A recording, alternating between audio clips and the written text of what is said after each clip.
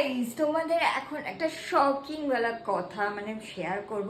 সেটা হচ্ছে কি বলতো, আমি তো রিয়ার বিয়েতে গেছিলাম আর আজকেই ফিরলাম ভীষণই টায়ার্ড। আর আমার শ্বশুর মশাই, সত্যি এরকম শ্বশুর মশাই পাওয়া না ভাগ্যের ব্যাপার। সেটা আমি পেয়েছি, আমি অনেকই ভাগ্য মনে পড়ি যে নিজে আমি ভীষণই ভাগ্যবতী বলতে গেলে। আমি এখন ভাত বসাবো, দেখো এখানে ভাত, আর ভাতের হাঁড়িটা দেখো পুরো চকচক করছে। তার থেকে বড় কথা দেখো এখানে পুরো হটপট থেকে শুরু করে যে কটা বাসন ছিল, আমি এত তাড়াহুড়ো করে মানে গেছি, আমি ওটা মানে কিচ্ছু মেজে যেতে পারিনি। আর সব সুন্দর করে মেজে গুছিয়ে রেখেছে।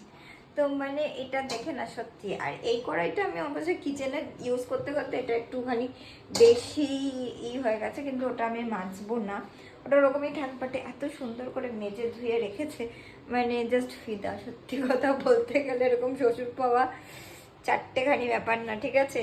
তোমাদের যদি এরকম কেউ থাকে অবশ্যই কমেন্ট বক্সে জানাবে। দেখা হচ্ছে নেক্সট ব্লগে। Tata, bye bye. আর আমি এখন বানাবো চা। চা খেয়ে নি, চলো।